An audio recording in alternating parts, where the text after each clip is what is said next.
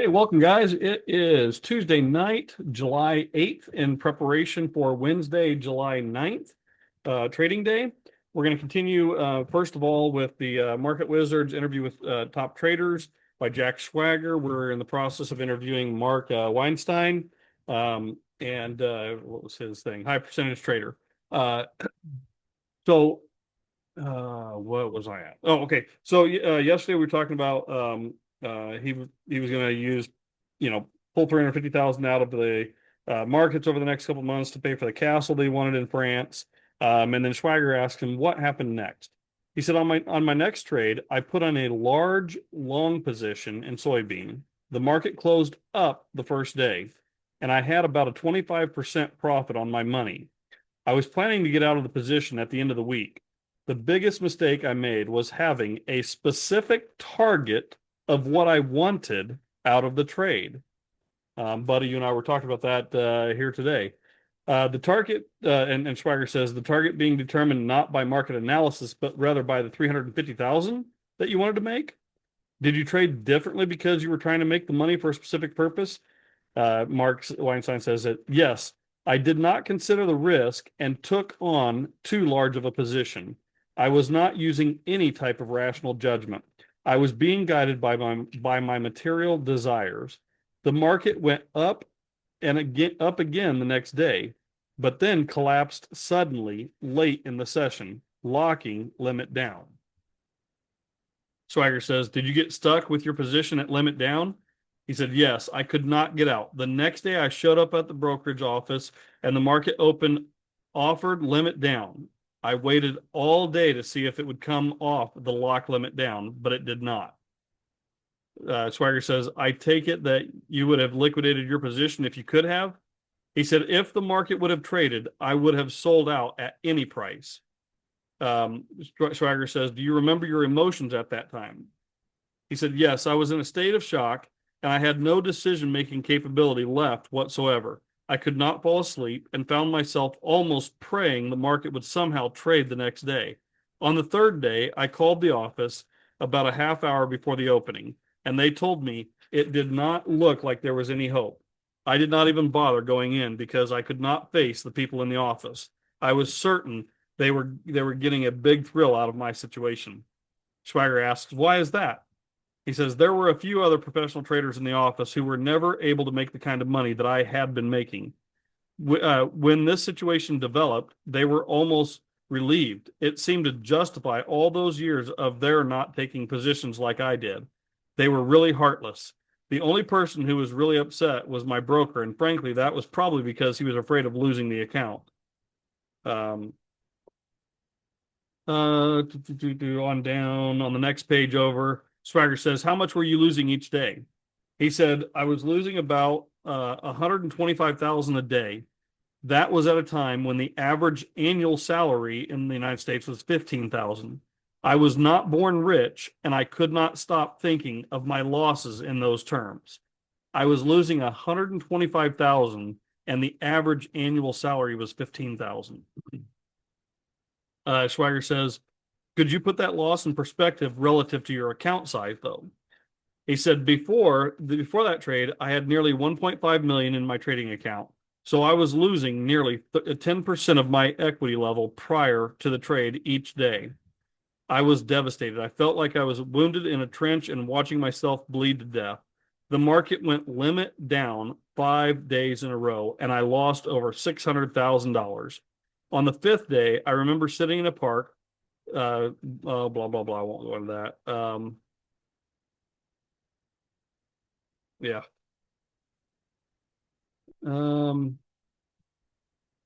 Okay, the next page here. How long did the emotional impact of this experience last? He said, months. I did not want to trade commodities anymore. I ripped every chart off my walls. I tore up everything in my house that had anything to do with commodities. Thought that was funny. I think that's as far as I kind of previewed on that from the other day. Yep. All right. So that's where I stopped there. It just shows you, hey, we all have devastating losses, devastating days, and moments where you just feel like you just can't go on. Yet we'll get to the rest of the story as as said, the rest of the story's coming soon. So, all right, let's jump into the market analysis here on the SPY. I wanted to start with that on the 1440-minute version. So you can see that we've had this move up. We extended up above the upper Keltner channel. Then we closed within 2 days. We closed back down below that Keltner channel. So this was on yesterday, Monday, whereas this was on the 3rd. So the SPY does not have like what the ES has of that Friday trading, because the SPY was not open. That's U.S. Money settled accounts here. So this is interesting. You had that close outside the upper Keltner. You had the close back below it. And then today actually was a close below the 5 SMA. So again, we're closing below that 5 SMA after having a 1, 2, 3, 4, 5, 6, 7, 8, 9, 10-day run again, as I said, similar to what I pointed out in the ES, and then today fulfilled that close below that. So I am anticipating a pullback, to this 20-period moving average, but oh shoot, my lock's on that. Sorry. Yeah, I'm anticipating a pullback here. Obviously, over the next couple of days, this will continue to advance up.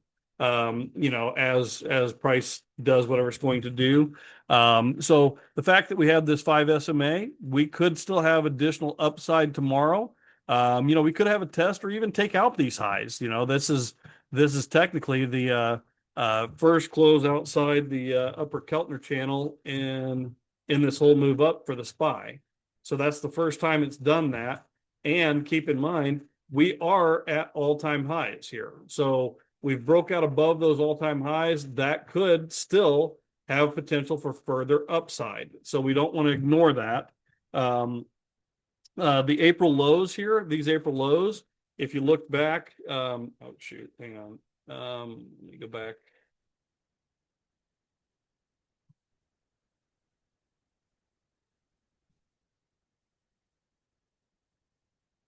My computer, come on, there we go.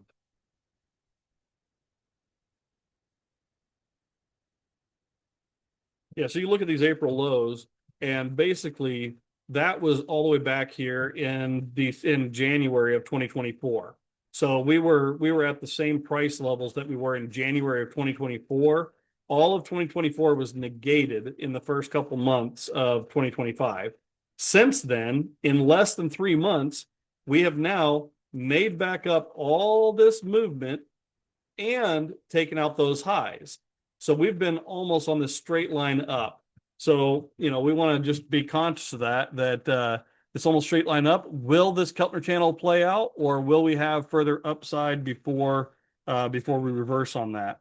Keltner channel 5, so with 5 SMA buy technically, we do have a couple gaps below on this. I don't remember where I showed the gaps at. See if I showed it on here.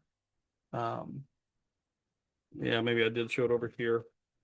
So we have these couple gaps below, here on the SPY, that could be worked towards. So even if we do this Keltner channel reversal, it's likely not going to be a straight line down, which we'll go over here in just a moment. But we also have seen those unfold pretty quickly as well. So I wanted to show the 60-minute gap chart. So on the 60-minute gap chart, I kind of have the Fibonacci numbers here from the top to here. I was talking about potential getting back up to the 61.8. That does not have to happen.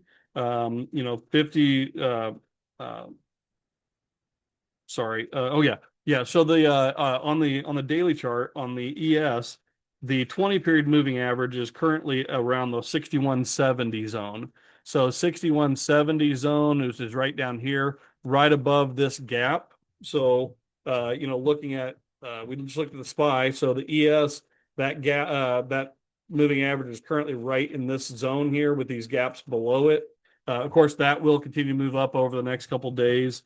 The 50 to 61% retracements, don't get overly convinced that we will touch this 61.8 necessarily. Yet, if the market moves in that way, we want to be, look in that area for any potential play that may set up. Yeah, on the LBR slow line, we've been in this kind of positive trend. This on the 60-minute intraday chart, we finally broke below it with the slow line. So that's kind of like, hey, we can go short now. It kind of allows us that short mentality now in my mind. Also, I wanted to show on the 65,000 tick chart here. So the 65,000 tick chart, you see all this price overlap right here. We have a lot of price overlap here.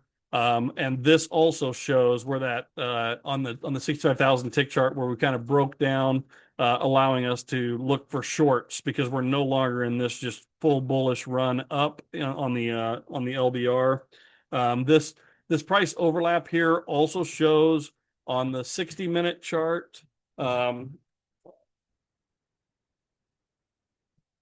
So you can see it, this kind of heavy price overlap here. We kind of touched into it and then bounced off on it. And so far, we're just kind of rolling back down. Will we bounce off this one more time? Or will we kind of start chopping and chewing our way through this? That's what we're going to keep our eyes on tomorrow. Also on the LBR here, again, we had that long extended period of kind of staying above. Now we broke below, not one time, but a second time. So again, those do open us up for shorting opportunities. The internals on the VIX, let's go to boom, boom. Oh, nope, I don't think that's it. The internals here, sorry. So on the VIX here, we put in these lows here at 1611. 3 points up from that is up at 1911. Obviously, if we move back above that fully sets us up for shorting. This high was at 1850. 3 points down from that is at 1550. I'm just kind of monitoring that to see where we open up tomorrow. Are we opening up in the middle here? Are we going to open up towards one of these extremes down here? If we get down below 1550, that would bode bullish. If we get up here above 1911, that would bode bearish for the markets. So we're just going to kind of keep an eye on those. Oh, son of a biscuit, that stupid thing. Okay. So that's oh, I also wanted to show you on that SPY chart below here. So on the SPY chart, this is the SPY here. We're technically still in that 3-bar, but really we're not there's no indication that we have this one pullback because we're kind of holding this price level, which this is where all that price overlap was that I showed you on the 60-minute and the LBR.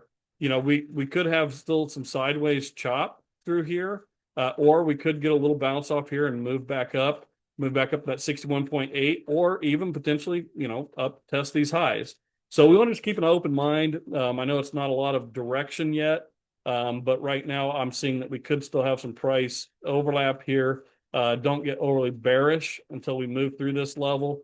Don't get overly bullish until we get back above this level and the market proves that it's going to stay bullish. So that's all I have for tonight, guys.